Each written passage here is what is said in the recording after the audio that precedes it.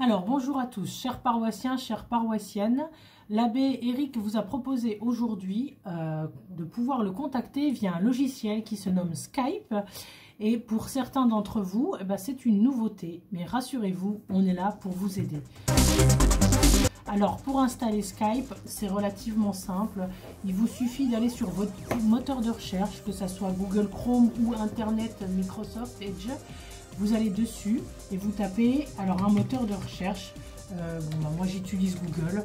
Vous allez sur www.google.fr et dedans vous tapez votre recherche. Donc Skype, c'est S-K-Y-P-E. Et vous entrez dans la recherche. Vous voyez, il y a des icônes Skype qui apparaissent directement. Donc là, vous avez le tout premier, skype.com. Vous cliquez dessus et vous vous rendez sur le site de Skype. Une fois que vous êtes dessus, vous cliquez sur télécharger Skype. Jusque là, vous allez rentrer dans le téléchargement. Alors, obtenir Skype pour Windows. Et là, vous voyez, chez moi, ça fait... Alors, on ne voit pas l'icône, elle est juste là, mais j'ai le téléchargement qui est en cours. Hein. Ça télécharge, on va le mettre comme ça. Donc, on va le laisser mouliner un petit peu. Mais c'est pas fini, parce qu'en fait, pour pouvoir échanger sur Skype, il faut que vous ayez un compte Skype. Une fois que c'est en cours de téléchargement, on va simplement s'occuper de créer un compte. Dans votre fenêtre, tout en haut à droite, vous avez écrit « Se connecter ». Donc vous cliquez dessus et il y a 3 propositions qui s'offrent à vous. Mon compte, utiliser Skype en ligne, ce qui est faisable aussi, ou alors nouveau sur Skype s'inscrire. Donc vous cliquez sur s'inscrire si vous n'avez pas de compte. Voilà, l'ordinateur mouline, ça charge. Alors, créer un compte. En général, vous avez 2 solutions.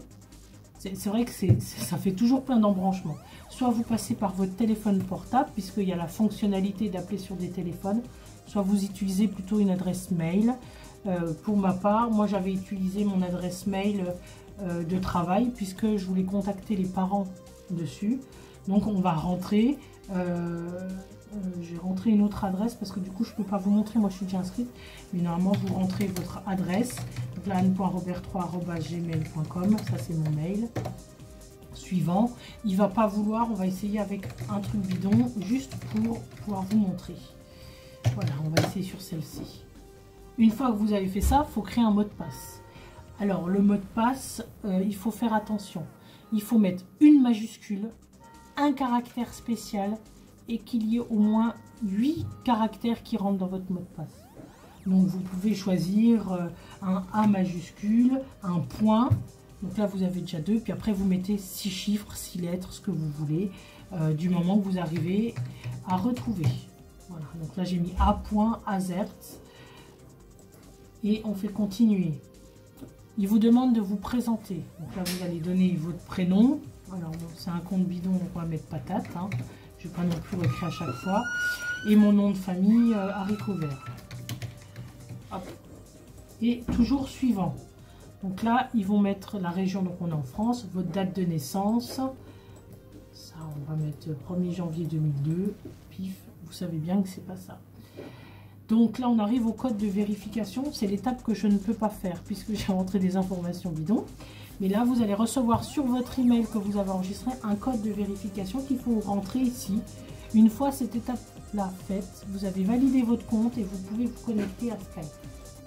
Ça, c'était la première étape. Pendant ce temps-là, chez moi, ça télécharge toujours. On arrive presque, il nous reste 16 secondes de téléchargement. On va pouvoir passer à l'installation du logiciel Skype, qui est toute simple, elle aussi. Donc, c'est on installe le logiciel Skype. Et quand ça télécharge, on peut en même temps créer le compte qui est à faire soit avec l'adresse mail, soit avec le numéro de téléphone. Laissez-vous guider, ça marche plutôt bien. Une fois que vous avez téléchargé, apparaît en bas de votre écran la liste de téléchargement, en tout cas pour chez moi. Si jamais vous ne retrouvez pas, à chaque fois que vous enregistrez un fichier, vous le téléchargez, ça va dans le dossier de téléchargement. Donc il y a le petit fichier dossier en bas, et dedans vous pouvez aller dans téléchargement. Et dans téléchargement, vous voyez, là j'ai le Skype qui apparaît ici. Donc je peux aller le rechercher comme ça aussi. Skype, on l'installe, c'est parti.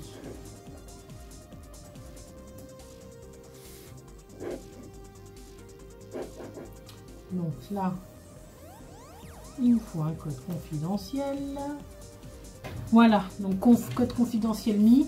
Maintenant, c'est parce que en fait, vos ordinateurs, selon comment ils sont configurés, il y a des protections. C'est important de toujours les laisser. Donc là, le code est rentré, installé. Et donc là, on passe à l'installation. Vous voyez, ça va globalement vite. On peut fermer la fenêtre qu'il y a derrière. Et voilà, Skype s'installe. Et alors, veillez à avoir un micro et une webcam. Je pense que là, pour un certain nombre, vous êtes au courant. Vous pouvez aussi le télécharger par application sur vos téléphones mobiles. Ça marche aussi très très bien. J'ouvre Skype, c'est parti. Se connecter. Donc, on se connecte avec un compte. Moi, donc c'est anne.ferzin@gmail.com. Vous me retrouvez. Voilà, vous comprendrez qu'on veut garder certaines informations confidentielles.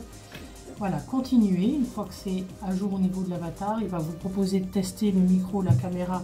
Ici, j'ai ni micro ni caméra, donc je ne pourrais pas tester, mais on fait continuer, on configure tout, ok. Voilà, là apparaît l'interface Skype. Alors, elle est relativement simple. Sur la gauche, vous avez tous vos contacts. Alors, ça apparaît sur votre droite parce que je suis en inversé. Hein, j'aurais pu la mettre de l'autre côté. Là, vous avez ici toutes les personnes qui apparaissent. Vous pouvez aller dans Contact et dans Contact, Nouveau Contact. Et c'est là que vous devez ajouter les adresses mail des personnes avec lesquelles vous voulez communiquer. Donc, par exemple, si vous voulez contacter Eric Schneider, il va falloir aller dans Contact, inviter sur ajouter une personne. Et c'est là que vous allez rentrer donc l'email. Et comme j'ai déjà en contact, ou alors vous tapez simplement Eric Schneider. Et normalement, vous tombez sur sa photo de profil. Vous voyez, je vais juste m'avancer avec le téléphone. C'est pas top comme aperçu, mais voilà. Eric apparaît. Et une fois que vous avez tout ça, il vous suffit d'aller sur son nom. Voilà. Vous allez sur le nom. Hop. Et vous pouvez lancer un appel. Tout simplement. Voilà. Donc là, vous voyez la photo du prêtre à Eric Schneider. Vous pouvez l'ajouter et vous pouvez communiquer avec lui.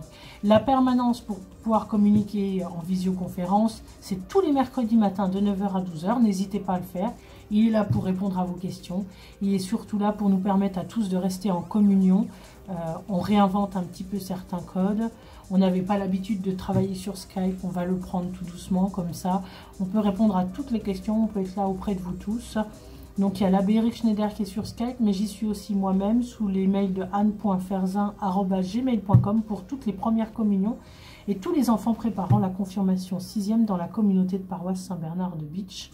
Nous vous souhaitons en tout cas de passer le moment le moins désagréable possible. Vous avez certainement beaucoup d'occupations avec les enfants et on vous dit à une prochaine vidéo. Ciao!